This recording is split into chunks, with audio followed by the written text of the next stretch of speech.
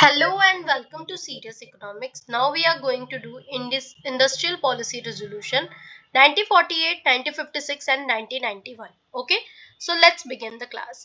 Industrial Policy Resolution 1948, 1956 and 1991. ठीक है, तो इसका जो कोर आइडिया है वो ये है कि इंडस्ट्रियल पॉलिसी रेजोल्यूशन ने क्या डिसाइड किया था कि इंडस्ट्रियल पॉलिसी रेजोल्यूशन ने डिसाइड किया कि इकोनॉमी में पब्लिक सेक्टर और प्राइवेट सेक्टर का क्या रोल होगा। ठीक है, ये जो पॉलिसी रेजोल्यूशन आई थी वो ये डिसाइड कर रही थी कि इकोनॉमी में पब्लिक सेक्टर और प्राइवेट सेक्टर का क्या रोल होगा। सिंपली इसे इस तरह कह सकते हो कि गवर्नमेंट ने इंडस्ट्रियल डेवलपमेंट के रूल्स बनाए। ठीक है, उसी को हमने इंडस्ट्रियल पॉलिसी रेजोल्यूशन बोला। टाइम टू टाइम जो रेजोल्यूशंस बनाए, एक आया 1948 में, एक 1956 में एंड थर्ड जो 1991 में आया। ठीक है, चलो अभी हम समझते हैं कि इंडस्ट्रियल पॉलिसी रेजोल्यूशन जो 1948 का था, ठीक है, इसमें क्या गवर्नमेंट ने रूल्स बनाए या क्या इंडस्ट्रियल पॉलिसी रेजोल्यूशन 1948 का था। ठीक है, तो इसे हम 1948 के रेजोल्यूशन को बोलते हैं first industrial policy after independence. ठीक है, इंडिपेंडेंस के बाद जो पहली इंडस्ट्रियल पॉलिसी से रिलेटेड कोई रूल रेगुलेशन या कोई रेजोल्यूशन आई थी वो 1948 में आई थी। ठीक है, 1948 में इंडिया ने पहली इंडस्ट्री पॉलिसी लॉन्च की। इसका मेन ऑब्जेक्टिव ये था कि इंडस्ट्रियल डेवलपमेंट हो, मिक्स इकोनॉमी स्टैब्लिश करना। ठीक है, ये जो दो मेन ऑब्जेक्टिव थे इस इंडस्ट्रियल पॉलिसी के। इसमें 4 कैटेगरीज बांटी गई थी इंडस्ट्रीज की। ठीक है, 4 कैटेगरीज ऑफ इंडस्ट्रीज थी। कौन कौन सी 4 कैटेगरीज? तो पहली जो थी वो गवर्नमेंट मोनोपोली इंडस्ट्रीज। ठीक है, गवर्नमेंट मोनोपोली इंडस्ट्रीज में कौन कौन सी आती है जिसपे सिर्फ गवर्नमेंट का मोनोपोली होगा, सिर्फ गवर्नमेंट ही यहाँ पे ऑपरेट करेगी। ठीक है, रीजन क्या था? रीजन नेशनल सिक्योरिटी और स्ट्रेटेजिक इंपॉर्टेंस की वजह से। जो ये इंडस्ट्री है वो नेशनली इंपॉर्टेंट थी, इनका स्ट्रेटेजिक इंपॉर्टेंस था, इसलिए इसको सिर्फ गवर्नमेंट ही ऑपरेट करेगी, जिसे हम कहते हैं गवर्नमेंट मोनोपोली इंडस्ट्रीज। ठीक है, तो पहला जो आईपीआर मतलब आईपीआर 1948 मतलब इंडस्ट्रियल पॉलिसी रेजोल्यूशन जो 1948 का आता है इंडिपेंडेंस के बाद, उसमें 4 कैटेगरीज इंडस्ट्रीज की बांटी गई। पहला तो गवर्नमेंट मोनोपोली जो जिससे सिर्फ गवर्नमेंट ऑपरेट करेगी। वो कैसी इंडस्ट्रीज कौन कौन सी थी? आर्म्स की, एटॉमिक की, एनर्जी एंड रेलवेज। ठीक है, इन चारों से जो भी रिलेटेड इंडस्ट्रीज थी उस पर गवर्नमेंट की मोनोपोली थी। ठीक है, कोई प्राइवेट प्लेयर अलाउ नहीं था। ठीक है, अच्छा क्यों? क्योंकि ये नेशनल सिक्योरिटी और स्ट्रेटेजिक इंपॉर्टेंस था इनका। ठीक है, दूसरी इंडस्ट्रीज थी government expansion. Government expansion industry में कि गवर्नमेंट एक मेजर रोल प्ले करेगी। ठीक है, प्राइवेट सेक्टर जो है एग्जिस्टिंग फॉर्म्स कंटिन्यू कर सकते थे। ठीक है, गवर्नमेंट लेकिन मेजर प्ले करेगी रोल, पर जो पहले से प्राइवेट सेक्टर थे वो रोल प्ले कर सकते थे। ठीक है, या जो पहले से जो प्राइवेट सेक्टर थे वो कंटिन्यू कर सकते थे। ठीक है, वो कौन कौन सी इंडस्ट्री थी? तो कोल की, आयरन की, स्टील की, एयरक्राफ्ट की एंड शिप बिल्डिंग की। ठीक है, ये सारी इंडस्ट्रीज पे जो था ये जो दूसरी कैटेगरी में रखा गया जिसे गवर्नमेंट एक्सपेंशन कैटेगरी कहा गया कि एग्जिस्टिंग प्राइवेट अलाउड है बट गवर्नमेंट जो है मेजर प्ले करेगी रोल कोल, आयरन, स्टील और एयरक्राफ्ट और शिप बिल्डिंग पे। ठीक है, तीसरा बांटा जाता है इंडस्ट्री को तीसरे पार्ट में regulated private with government entry right. मतलब कि रेगुलेटेड प्राइवेट सेक्टर मींस कि प्राइवेट कंपनीज काम कर सकती थी बट गवर्नमेंट उनको कंट्रोल करेगी, गवर्नमेंट की परमिशन रिक्वायर्ड होगी। ठीक है, ऐसी इंडस्ट्रीज को कैटेगरी थर्ड में रखा गया। ठीक है, इंडस्ट्रीज ऑफ नेशनल इंपॉर्टेंस। ठीक, अब आते हैं बात चौथी इंडस्ट्री, चौथा जो कैटेगरी था उसमें रिमेनिंग इंडस्ट्रीज थे जो कंप्लीटली प्राइवेट सेक्टर के लिए ओपन थे। ठीक है, ये इंडस्ट्रीज चौथी इंडस्ट्रीज थी। ठीक है, इंडस्ट्रियल पॉलिसी रेजोल्यूशन के अकॉर्डिंग 4 कैटेगरी बांटी गई। पहला गवर्नमेंट मोनोपोली वाली इंडस्ट्रीज, दूसरा गवर्नमेंट एक्सपेंशन वाली इंडस्ट्रीज, तीसरा रेगुलेटेड प्राइवेट इंडस्ट्रीज एंड चौथा जो है रिमेनिंग फॉर प्राइवेट सेक्टर। ठीक है, ओके, एंड या रिमेनिंग इंडस्ट्रीज भी कह सकते हैं। ठीक है, तो ये हुआ हमारा आईपीआर 1948 के बारे में। अगर हम समरी समझें इंडस्ट्रियल पॉलिसी रेजोल्यूशन 1948 की, तो मेन फीचर ये था कि ये मिक्स इकोनॉमी मॉडल फॉलो करता था। पब्लिक प्लस प्राइवेट सेक्टर जो है को एग्जिस्ट करते थे एक साथ। स्टेट लेड इंडस्ट्रियलाइजेशन यहाँ से स्टार्ट हुई थी। ठीक है, ये जो मतलब स्टेट लेड मतलब मेन पब्लिक सेक्टर का रोल था, स्टेट लेड गवर्नमेंट का रोल था, इसीलिए इसको स्टेट लेड इंडस्ट्रियलाइजेशन भी कहते हैं 1948 वाले रेजोल्यूशन को। ठीक है, अच्छा अब उसके बाद इंडस्ट्रियल पॉलिसी कब आई? तो दूसरी इंडस्ट्रियल पॉलिसी आई 1956 में। ठीक है। तो ये जो इंडस्ट्रियल पॉलिसी आई, ये सोशलिस्ट पैटर्न ऑफ सोसाइटी पर बेस्ड थी। ठीक है, ये काफी सोशलिस्ट थी, वेलफेयरिज्म पे ज्यादा बिलीव था इस इंडस्ट्रियल पॉलिसीज में, इस इंडस्ट्रियल पॉलिसी में। ठीक है, तो सोशलिस्ट पैटर्न को फॉलो करती थी, मतलब इसका ऑब्जेक्टिव था कि पब्लिक सेक्टर को एक्सपेंड करना है ज्यादा से ज्यादा, हैवी इंडस्ट्रियलाइजेशन तो करना है पर पब्लिक सेक्टर के थ्रू। ठीक है, प्राइवेट सेक्टर लिमिटेड हो। ठीक, अगर बात करें, 3 शेड्यूल्स थे इंडस्ट्रियल पॉलिसी रेजोल्यूशन में। ठीक है, यहाँ पे पहले वाले में 4 कैटेगरी थी। ठीक है, 4 कैटेगरी बांटी गई थी इंडस्ट्रीज की, और दूसरा जो 1956 था, इसमें जो था तीन शेड्यूल्स डिवाइड किए गए थे इंडस्ट्रीज के। ठीक है, तो कौन कौन से 3 शेड्यूल्स थे?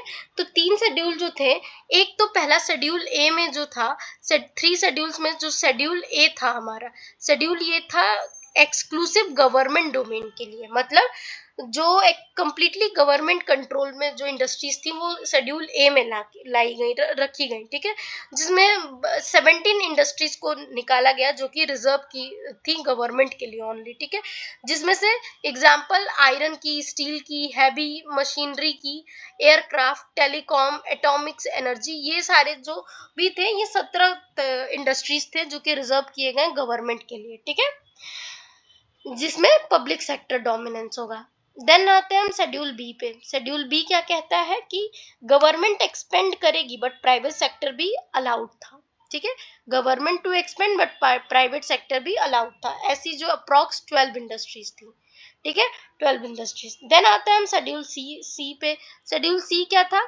शेड्यूल सी जो था वो रिमेनिंग इंडस्ट्रीज के लिए था ना, रिमेनिंग इंडस्ट्रीज के लिए शेड्यूल सी था, जिसमें private sector with in licensing. ठीक है, मतलब प्राइवेट सेक्टर के लिए ओपन था बट लाइसेंसिंग जो थी कंपलसरी था। ठीक है, लाइसेंस राज जो है 1956 में आईपीआर के बाद इंडस्ट्री जो है स्टार्ट करने के लिए गवर्नमेंट लाइसेंस राज, मतलब कि यहाँ से ही 1956 से ही जो क्या हुआ शुरू, लाइसेंस राज। ठीक है, जिसमें इंडस्ट्रीज स्टार्ट करने के लिए गवर्नमेंट से परमिशन, मल्टीपल लाइसेंसेस या अप्रूवल लेने होंगे। ठीक है, इस सिस्टम को लाइसेंस राज हमने कहा। क्यों ऐसा हमने क्यों फॉलो किया?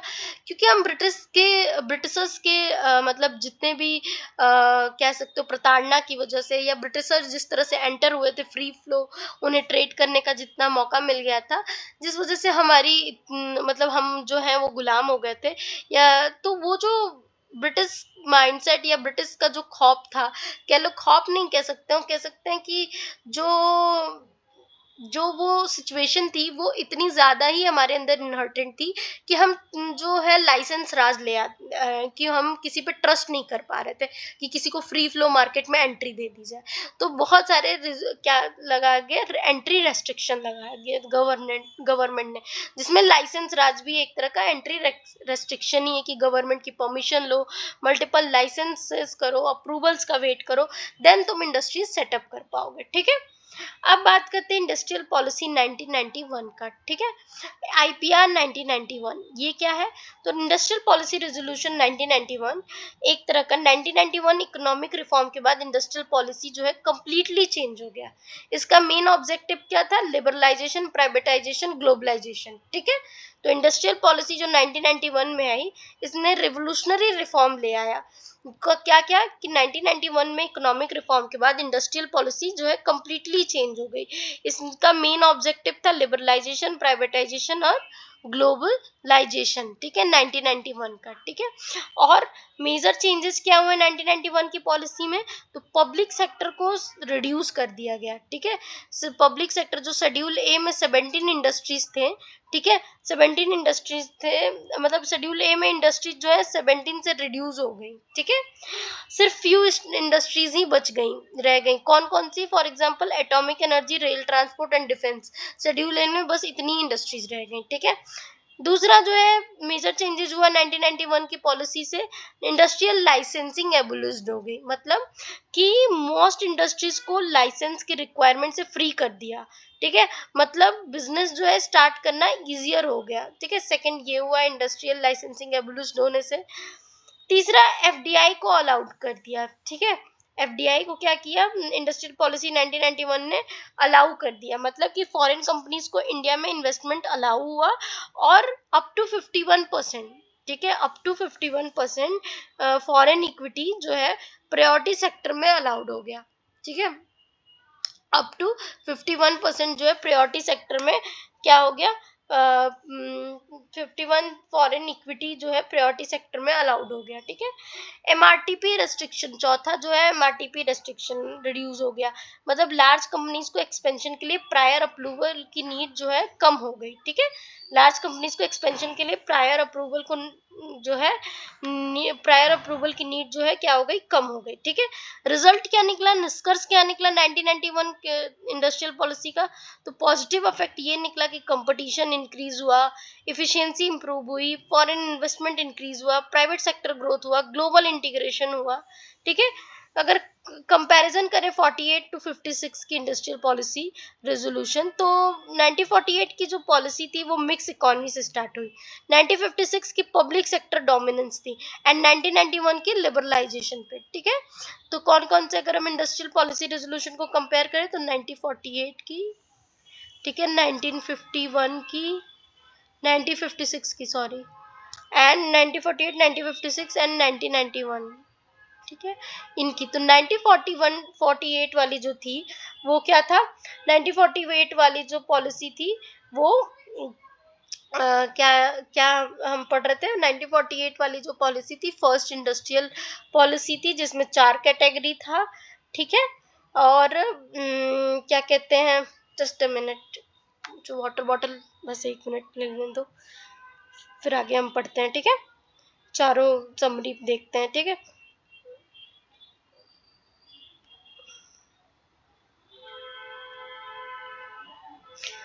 ठीक है, देखो तो 1948 की पॉलिसी क्या थी, मिक्स इकोनॉमी स्टार्ट हुआ, 1956 में पब्लिक सेक्टर डोमिनेंस, वो मतलब 1956 की इंडस्ट्रियल पॉलिसी में हम पब्लिक सेक्टर डोमिनेंस देखते हैं, 1991 में लिबरलाइजेशन की बात होती है, देन 1948 में जो है एक बेसिक फ्रेमवर्क रखा गया था इंडस्ट्रियल के लिए, एंड 1956 में एक सोशलिस्ट अप्रोच रखा गया, 1991 में मार्केट ओरिएंटेड अप्रोच रखा गया। ठीक है, 1948 की पॉलिसी में पब्लिक प्राइवेट को एग्जिस्ट करते थे, 1956 में लाइसेंस राज था। ठीक है, एंड 1991 में लाइसेंस राज का एंड कर दिया गया, एंड लिमिटेड कंट्रोल था 1948 की पॉलिसी में, एंड 1956 में हैवी कंट्रोल था, एंड 1991 में डी रेगुलेशन था। ठीक है, तो ओवरऑल फाइनल कंक्लूजन की बात करें तो इंडियन इंडस्ट्रियल पॉलिसी का इवोल्यूशन जो है 1948 से, 1948 में मिक्स इकोनॉमी स्टेब्लिश हुई, 1956 में स्टेट लेड इंडस्ट्रियलाइजेशन और पब्लिक सेक्टर की डोमिनेंस इंक्रीज हुई, एंड 1991 में इंडियन मार्केट ओरिएंटेड इकोनॉमी की तरफ शिफ्ट हुआ। ठीक है, इंडिया क्या हुआ, मार्केट इकोनॉमी की तरफ शिफ्ट हुआ, liberalisation, privatisation, globalisation, LPG reform के थ्रू। ठीक है, अब चलो हम देखते हैं block 3 which is 1991 reform, LPG, BOP crisis and liberalisation. ठीक है, तो देखो 1991 का इकोनॉमिक क्राइसिस इंडिया का टर्निंग पॉइंट था, इसके बाद जो इंडिया है वो क्लोज इकोनॉमी से ओपन इकोनॉमी में बन गया। ठीक है, क्या हो गया कि 1991 का इकोनॉमिक क्राइसिस इंडिया का क्या था, टर्निंग पॉइंट था, इसके बाद जो इंडिया है क्लोज इकोनॉमी से ओपन मार्केट बन गया। इंपॉर्टेंट इसमें जो पर्सनालिटी थे वो पीएम जो थे हमारे पीवी नरसिम्हा राव, और finance minister doctor Manmohan Singh थे। ठीक है,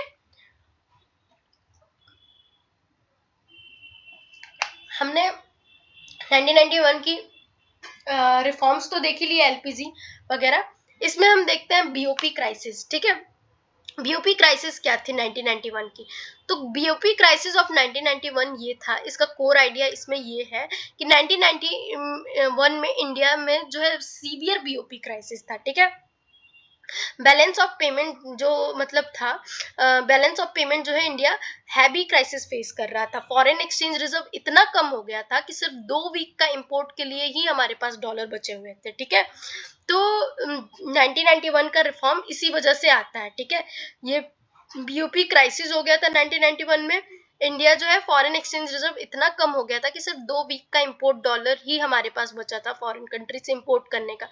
ठीक है, बीओपी क्राइसिस वैसे होता क्या है, what is BOP crisis, BOP crisis का मतलब होता है, बीओपी क्राइसिस तब होता है जब कंट्री के इंपोर्ट ज्यादा हो और फॉरेन करेंसी रिजर्व जो है वो बहुत कम हो जाए। ठीक है, मतलब इंडिया के पास फॉरेन पेमेंट करने के लिए डॉलर्स ही नहीं बचे थे उस वक्त।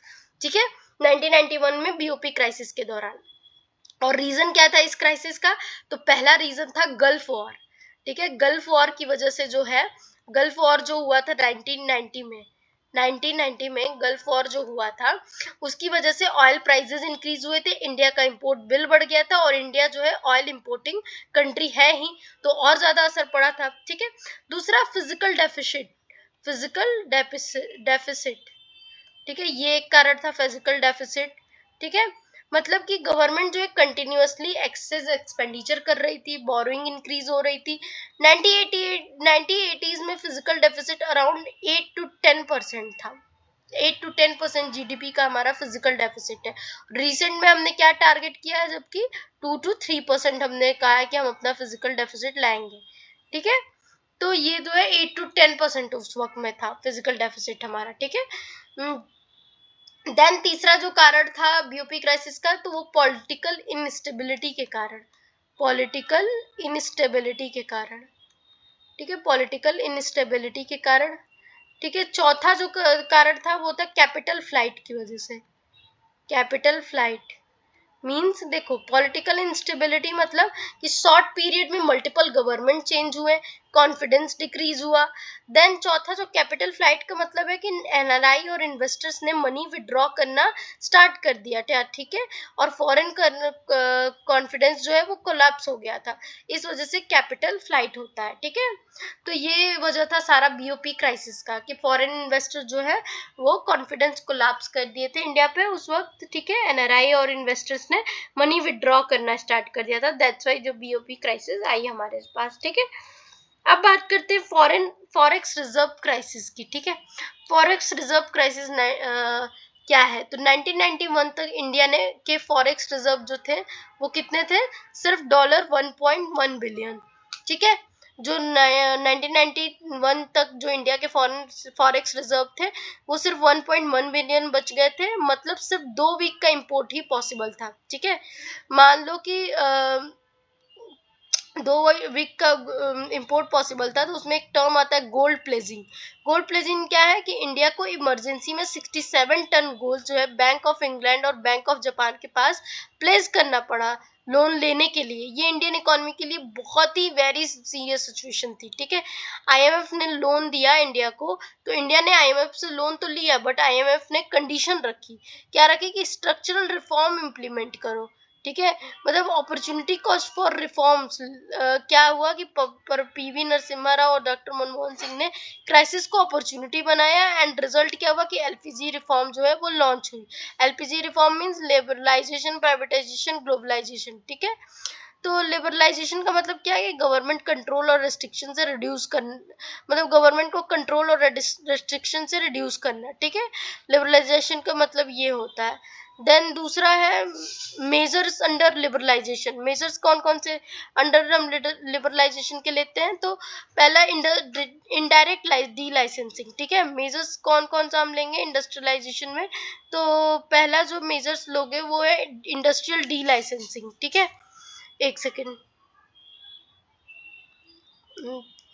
मेजर्स में हम क्या देख रहे हैं कि मेजर्स अंडर लिबरलाइजेशन, तो पहला हमने देखा इंडस्ट्रियल डी लाइसेंसिंग। ठीक है, इंडस्ट्रियल डी लाइसेंसिंग जो है मेजर वो है। देन दूसरा एमआरटीपी रेस्ट्रिक्शन रिलैक्स्ड हो गया। तो देखते हैं measures under liberalisation, measures under liberalisation. ठीक है, मेजर्स अंडर लिबरलाइजेशन, तो पहला है इंडस्ट्रियल डी लाइसेंसिंग। ठीक है, इंडस्ट्रियल डी लाइसेंसिंग,